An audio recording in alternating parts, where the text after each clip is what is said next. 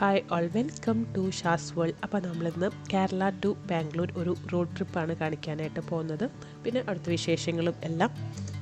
അപ്പോൾ നമ്മളിപ്പം ചാവക്കാട് നിന്നാണ് സ്റ്റാർട്ട് ചെയ്യുന്നത്. ഒരു 4:30 മണിക്ക് നമ്മൾ വീട്ടിൽ നിന്ന് ഇറങ്ങിയിട്ടുണ്ട്. അത്യാവശ്യം ദൂരം ട്രാവൽ ചെയ്യാനുള്ളതുകൊണ്ട് തന്നെ നമ്മൾ ഇരുട്ടാവുന്നേക്കാളും മുന്നേ നമ്മൾ ഡെസ്റ്റിനേഷൻ എത്താൻ വേണ്ടിയിട്ട് നമ്മൾ നേരത്തെ തന്നെ ഇറങ്ങിയിട്ടുണ്ട്.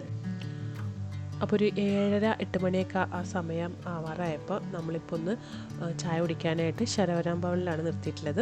നല്ലൊരു വെജിറ്റേറിയൻ ബ്രേക്ക്ഫാസ്റ്റ് കഴിക്കാനായിട്ട്. അപ്പോൾ പൂരി ബാജി, പിന്നെ അതുപോലെ തന്നെ മസാല ദോശ, ഗീ റോസ്റ്റ്, ഇതൊക്കെ നമ്മൾ പറഞ്ഞിട്ടുണ്ടായിരുന്നത്. നല്ല പൂരിയായിരുന്നു കേട്ടോ. അതിൻ്റെ കൂടെ എല്ലാത്തിൻ്റെയും കൂടെ ഒരു വടയുണ്ട്, പൂരി ബാജി, പിന്നെ ഒരു വൈറ്റ് കളർ ചമ്മന്തി, ചട്നി എല്ലാം കൂടെ അവർ സെർവ് ചെയ്യുന്നത്. നല്ല പൂരി, അതുപോലെ തന്നെ മസാല ദോശ, അതും നല്ല ടേസ്റ്റ് ആയിരുന്നു കഴിക്കാനായിട്ട്. ഗീ റോസ്റ്റ്, നല്ല ഗീയുടെയൊക്കെ ഫ്ലേവറുള്ള നല്ല ഗീ റോസ്റ്റും നല്ല മസാല ദോശയൊക്കെ ആയിരുന്നു. അപ്പോൾ അതൊക്കെ കഴിച്ച് ഫിൽറ്റർ കോഫിയും ചായയൊക്കെ കുടിച്ച് നമ്മളിപ്പോൾ അവിടെ നിന്ന് ഇറങ്ങുകയാണ്. പിന്നെ നമ്മളിങ്ങനെ റോഡ് ട്രിപ്പൊക്കെ പോകുമ്പോൾ ഫാസ്റ്റാഗ് എടുക്കുന്നതാണ് കൂടുതൽ നന്നായിട്ട് എനിക്ക് തോന്നിയത്. നമുക്ക് ടൈം സേവ് ചെയ്യും, കമ്പാരിറ്റീവ്ലി ക്യാഷും നമുക്ക് സേവ് ചെയ്യാനായിട്ട് പറ്റും.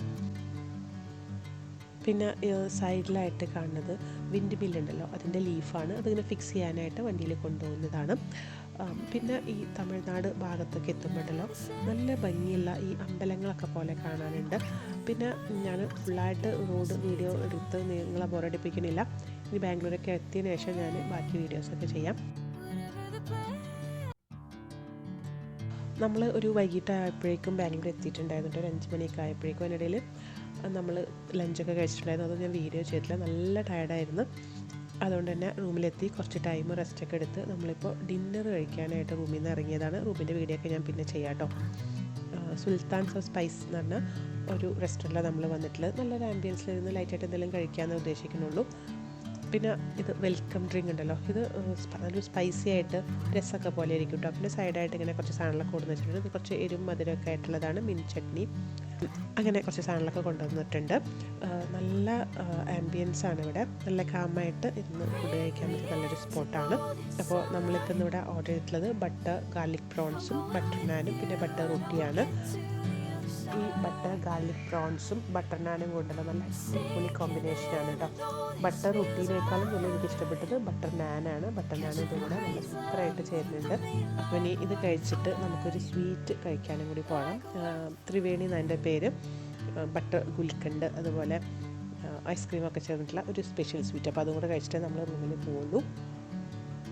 അപ്പോൾ ഇതാണ് ത്രിവേണി, ബട്ടർ, പിന്നെ ഗുൽക്കണ്ട് എന്ന് പറയുന്ന റോസ് പെറ്റൽസും ഷുഗറൊക്കെ കൂടിയിട്ടുള്ള ഒരു ബ്ലാക്ക് കളറിലിരിക്കുന്നത് പഴം. ഇത് മൂന്നും കൂടിയിട്ട് പിന്നെ ഐസ്ക്രീമും കൂടിയാണ് സെർവ് ചെയ്യുന്നത്. അപ്പോൾ അത് കഴിച്ച് നമ്മൾ നേരെ ഇപ്പം റൂമിൽ പോവുകയാണ്.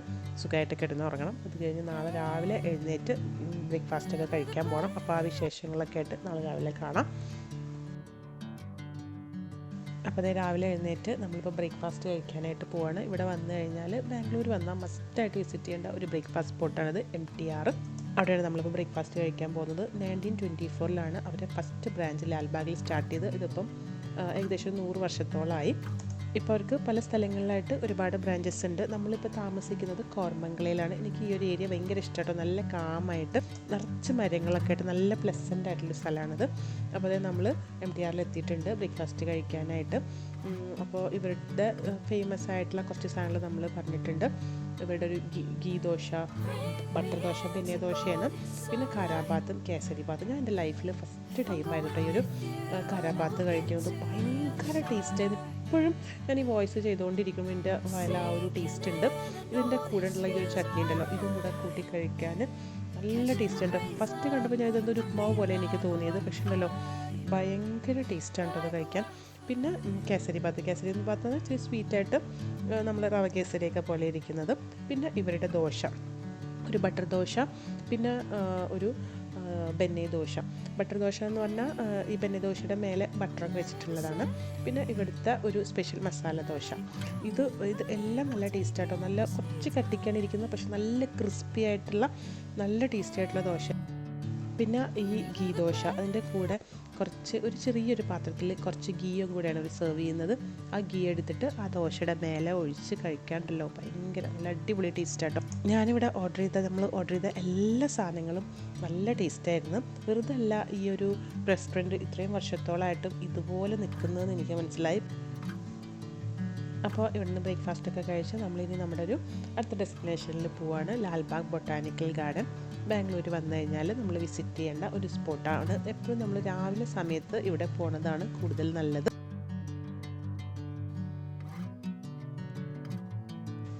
അപ്പോൾ നമ്മളിപ്പോൾ ലാൽബാഗ് ബൊട്ടാണിക്കൽ ഗാർഡനിൽ എത്തിയിട്ടുണ്ട്.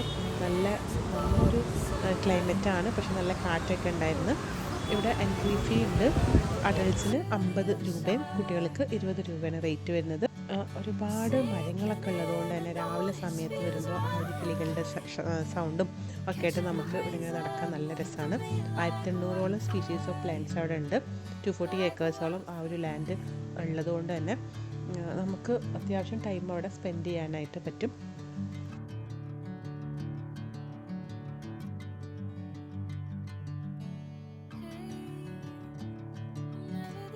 പിന്നെ ഇവിടെ എന്തൊക്കെയാണ് കാണാൻ, ഇവിടുത്തെ അട്രാക്ഷൻസ് നടത്ത് എന്തൊക്കെയാണുള്ളതെന്നൊക്കെ ഇവിടെ ഇങ്ങനെ സൈഡിലായിട്ട് കൊടുത്തിട്ടുണ്ട്. 1760s ടിപ്പു സുൽത്താനാണ് ഈ ഒരു ഗാർഡൻ ഡെവലപ്പ് ചെയ്തിട്ടുള്ളത്.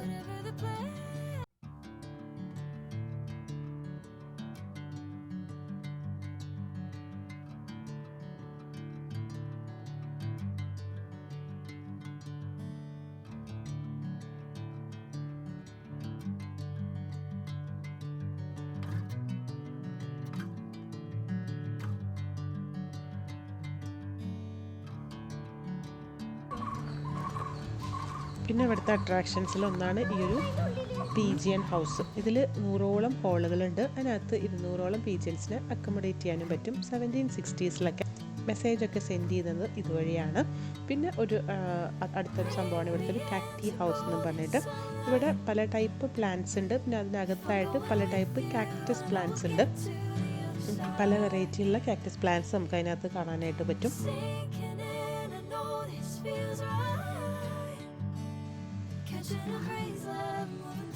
പിന്നെ ഇവിടെ ഈ കാണുന്ന ഈ രൂപങ്ങളൊക്കെ ഉണ്ടല്ലോ, ഇതൊക്കെ വീണിട്ടുള്ള മരങ്ങളാണ് കേട്ടോ. അത് അവരതിൽ കുത്തുപണികളൊക്കെ ചെയ്ത് പെയിൻറ് ചെയ്ത് വെക്കുന്നതാണ്. ഇവിടെ വീണ് കഴിയുന്ന മരങ്ങളൊന്നും അവർ നശിപ്പിക്കാറില്ല. ഇതുപോലെ എന്തെങ്കിലുമൊക്കെ ചെയ്തിട്ട് അവിടെ തന്നെ പ്രിസർവ് ചെയ്യാണ് ചെയ്യാറ്. പിന്നെ ഇതാണ് നീരോ, തെങ്ങിൻ്റെ പൂക്കിൽ നിന്ന് എടുക്കുന്ന ഒരു നാച്ചുറൽ ഡ്രിങ്ക് ആണ്. അതിന് ഒരു പെർട്ടിക്കുലർ ടെമ്പറേച്ചർ 4 ഡിഗ്രി ടെമ്പറേച്ചറിന് താഴെ വേണം പ്രിസർവ് ചെയ്യാനായിട്ട്. ഒരുപാട് ഹെൽത്ത് ബെനിഫിറ്റ്സ് ഉണ്ട്. ആ ഒരു ടെമ്പറേച്ചർ കഴിഞ്ഞാൽ പിന്നെ അത് പുളിച്ചു പോകും, പിന്നെ നമുക്ക് കുടിക്കാൻ പറ്റില്ല. നല്ലൊരു മധുരമാണ്. അത് നാച്ചുറൽ, അതിലുള്ള മധുരം അല്ല, ആ മധുരം ആഡ് ചെയ്യണമൊന്നുമില്ല. പിന്നെ അവിടെ തൊട്ടടുത്തായിട്ട് ബഗ്ഗി സർവീസ് ഉണ്ടായത്. നമ്മളിപ്പോൾ ബഗ്ഗി സർവീസ് എടുത്തിട്ടുണ്ട്. ഒരാൾക്ക് 100 രൂപയാണ് ബഗ്ഗിക്ക് റേറ്റ് വരുന്നത്. അപ്പോൾ നമ്മൾ അതിൽ വരികയാണെങ്കിൽ നമുക്ക് പെട്ടെന്ന് തന്നെ എല്ലാ സ്ഥലത്തും എത്താൻ പറ്റും. ഇത് ഗ്ലാസ് ഹൗസ് ഇവിടുത്തെ ഒരു അടുത്ത അട്രാക്ഷനാണ്. ഇവിടെ ഫ്ലവർ ഷോസ് ഒക്കെ നടക്കാറുണ്ട് സീസണൽ ടൈമിൽ. ഇപ്പോൾ ആ ഒരു സീസൺ അല്ലാത്തതുകൊണ്ട് തന്നെ അതിനകത്തൊന്നുമില്ല. അല്ലാന്നുണ്ടെങ്കിൽ ഒരുപാട് വെറൈറ്റി ഫ്ലവേഴ്സിൻ്റെ ഒക്കെ ഷോസ് നടക്കുന്ന ഒരു സ്പോട്ടാണിത്. ജസ്റ്റ് നമ്മളവിടെ ഒന്ന് ഫോട്ടോ ഒക്കെ എടുക്കാനായിട്ട് ഒന്ന് ഇറങ്ങിയതാണ്. അപ്പോൾ ഈ ബഗ്ഗി സർവീസ് എടുക്കുമ്പം നമുക്കിങ്ങനെ അവർ ഓരോ ഡെസ്റ്റിനേഷനിലും കുറച്ച് സമയം നിർത്തും. നമുക്കവിടെ കാണാനും ഫോട്ടോസൊക്കെ എടുക്കാനൊക്കെ ആയിട്ട് കുറച്ച് ടൈം തരും. പിന്നെ അവിടുത്തെ സ്പെഷ്യാലിറ്റി എന്താണെന്ന് നമുക്ക് പറഞ്ഞു തരികയും ചെയ്യും. ഇവിടെ ഒരുപാട് മരങ്ങളൊക്കെ ഉണ്ട്. അപ്പോൾ ഒരുപാട് വർഷം പഴക്കമുള്ളത്. വന്നിട്ട് ഇവിടുത്തെ അടുത്ത ഒരു ഫേമസ് ആയിട്ടുള്ള സംഭവമാണ് ഇതിനകത്തുള്ള ഈ ഒരു ലേക്ക്. ഈ അത്യാവശ്യം ഇതിൻ്റെ സൈഡിൽ നമുക്ക് അങ്ങോട്ടും ഇങ്ങോട്ടൊക്കെ നടക്കാനായിട്ടുള്ള സ്പേസും ഉണ്ട്. നല്ല സമയത്ത് ഇവിടെ കൂടെ ഇങ്ങനെ നടക്കാനായിട്ട്. പിന്നെ ഇങ്ങനെ ഓരോ സ്ഥലത്തും ഇതുപോലെയുള്ള കട്ട് ഫ്രൂട്ട്സും അതുപോലെ മാങ്ങയൊക്കെ വെച്ചിട്ട് എനിക്ക് ഭയങ്കര ഇഷ്ടമായിട്ടോ. അതിൻ്റെ അടുത്തുനിന്ന് ഈ ഒരു പച്ച മാങ്ങ മുറിച്ചിട്ട് അതിൽ ഉപ്പും മുളകൊക്കെ ഇട്ട് കഴിക്കാൻ നിങ്ങൾക്ക് ഇഷ്ടമാണോ? ഇഷ്ടമാണെങ്കിൽ കമൻറ്റ് ചെയ്യൂ കേട്ടോ. അപ്പം ഞാൻ ഇതിൻ്റെയൊക്കെ കുഞ്ഞു കുഞ്ഞു ഷോർട്ട് വീഡിയോസ് മുന്നേ ഇട്ടിട്ടുണ്ടായിരുന്നു. അപ്പോൾ നിങ്ങൾ കാണാത്തുണ്ടെങ്കിൽ അതുകൊണ്ട് കണ്ടുപോയിക്കോളൂ കേട്ടോ. പിന്നെ ഈ ഒരു ബഗ്ഗി വന്ന് സ്റ്റോപ്പ് ചെയ്യുന്ന ലാസ്റ്റ് സ്പോട്ടാണ് ഈ ഒരു ബോൺസായി പാർക്ക്. പല ടൈപ്പിലുള്ള പല ബോൺസായി പ്ലാന്റ്സ് നമുക്ക് അവിടെ കാണാം. ഞാനതിൽ നിന്ന് കുറച്ച് മാത്രമേ ഇപ്പോൾ വീഡിയോ എടുത്തിട്ടുള്ളൂ. പല ഏജിലുള്ളതും 40 വർഷം 50 വർഷമൊക്കെ പഴക്കമുള്ള കുറേ ബോൺസായി പ്ലാന്റ്സ് അവിടെ ഉണ്ട് കേട്ടോ.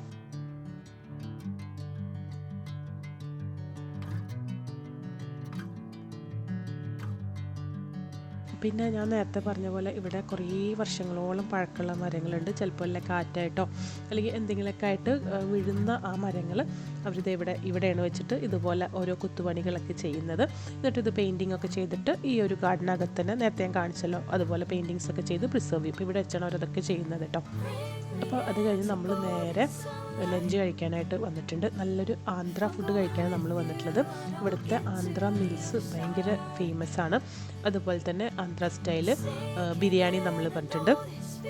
മട്ടൻ ബിരിയാണിയും ചിക്കൻ ബിരിയാണിയും അതുപോലെ ആന്ധ്ര മീൽസുമാണ് നമ്മൾ പറഞ്ഞിട്ടുള്ളത്. ഇതിൻ്റെ സൈഡിലായിട്ട് കണ്ടില്ലേ ഇതുപോലെ അച്ചാർ പൊടി 2-3 ടൈപ്പിലുള്ള അച്ചാറുകൾ, പിന്നെ മുളക് കൊണ്ടാട്ടം പോലെയൊക്കെ വെച്ചിട്ടുണ്ട്.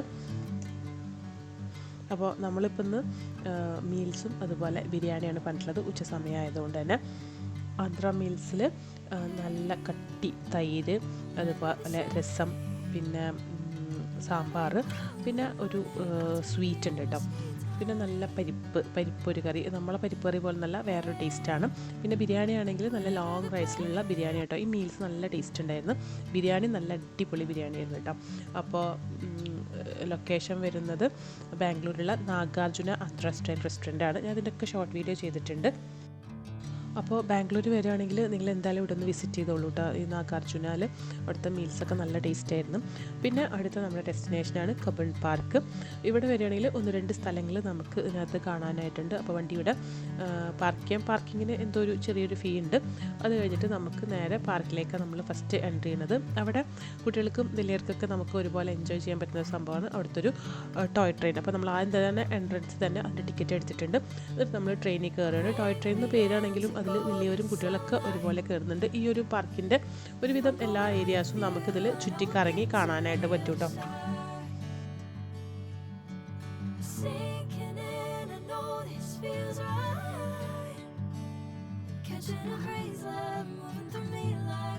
പിന്നെ ഇത് കൂടാതെ തന്നെ ഇവിടെ കുട്ടികൾക്കൊക്കെ കയറാൻ പറ്റുന്ന സൈഡിൽ കാണുന്ന പോലത്തെ ഒരുപാട് റൈഡുകളുണ്ട്. 30 രൂപയ്ക്ക് ആയിട്ട് അതിനൊക്കെ റേറ്റ് വരുന്നുള്ളൂ. ഇതുപോലെയുള്ള കുറേ റൈഡുകളുണ്ട്. പിന്നെ അത് കൂടാതെ ഒരു പാർക്കും സൈഡിലായിട്ടുണ്ട്. പക്ഷെ അതിനൊക്കെ ടൈമിംഗ് ഉണ്ട്. പാർക്കൊക്കെ എനിക്ക് തോന്നുന്നു 6 മണിയാകുമ്പോൾ ക്ലോസ് ചെയ്യും. പിന്നെ ഈ റൈഡുകളൊക്കെ കുറച്ച് ടൈമും കൂടെ ഉണ്ട്. അതുപോലെ തന്നെ ടോയ് ട്രെയിനും കുറച്ച് ടൈമും കൂടെ ഉണ്ടെന്നാണ് എനിക്ക് തോന്നുന്നത്. അപ്പോൾ കുട്ടികളൊക്കെ ആയിട്ട് വരികയാണെങ്കിൽ അവർക്ക് നല്ലപോലെ എൻജോയ് ചെയ്യാൻ പറ്റുന്നൊരു സ്പോട്ടാണിത്. ഇതിനകത്ത് വരികയാണെങ്കിൽ അത്യാവശ്യം ടൈം അവരായിട്ട് നമുക്ക് സ്പെൻഡ് ചെയ്യാനായിട്ട് പറ്റും.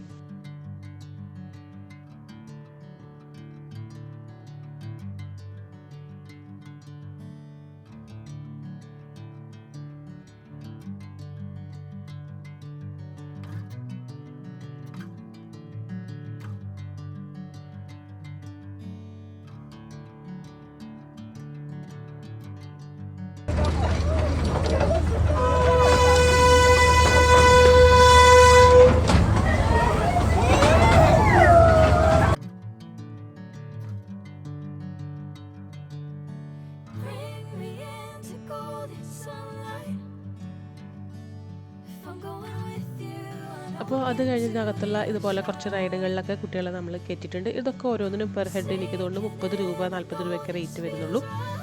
ഇതിൻ്റെ തൊട്ടടുത്തായിട്ട് നമ്മൾ പാർക്കിങ്ങിൽ നിന്ന് നടക്കാവുന്ന ദൂരമുള്ള നാഷണലിലേക്ക് Visvesvara industrial and technological museum അങ്ങോട്ടാണ് നമ്മൾ പോണത്.